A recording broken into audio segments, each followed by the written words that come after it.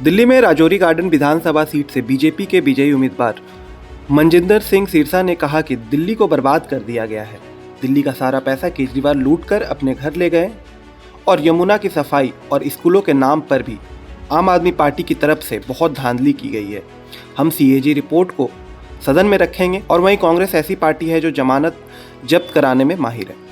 बिल्कुल नहीं बख्शा जाना चाहिए, क्योंकि दिल्ली को बर्बाद करके किया गया है। जैसे अब्दाली ने कभी लूटा था, ऐसे दोनों हाथों से दिल्ली को लूटा गया, कूटा भी गया। और दिल्ली में आज जो बर्बादी की है, गंदा पानी, गंदी हवा, गंदी यमुना जी, ये क्या कारण है?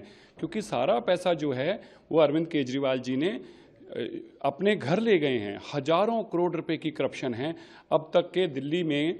मैं कहना चाहता हूं कि देश के सबसे बड़े अगर घोटाले निकलेंगे वो दिल्ली से निकलेंगे। कैसे? कम से कम 8-10 हज़ार करोड़ रुपया तो यमुना जी की सफाई के नाम से जो खाया वो निकलेगा, फिर स्कूलों के नाम से खाया है, फिर बिजली की मैं बताना चाहता हूं कि 2000 करोड़ रुपए से ज़्यादा 12% इंटरेस्ट को करके 18% से खुद ही माफ़ कर दिया, और उसमें हजारों करोड़ रुपए अरविंद केजरीवाल जी ने और उनके साथियों ने लिया है।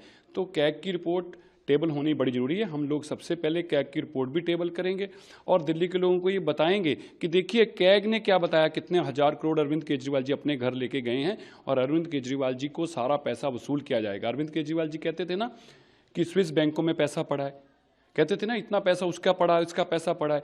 अरविंद केजरीवाल जी, अब आप बताइए, सौरभ भारद्वाज का, मनीष सिसोदिया का, सत्येंद्र जैन का और अरविंद केजरीवाल का कितना पैसा कौन कौन से विदेश के बैंकों में पड़ा है, जो आपने ये हजारों करोड़ रुपया इकट्ठा किया, जो कैग की रिपोर्ट में भी सामने आएगा कौन कौन से दुनिया के बैंकों में। अब आपको भी ये जवाब देना पड़ेगा और भारत में वो पैसा लाना पड़ेगा।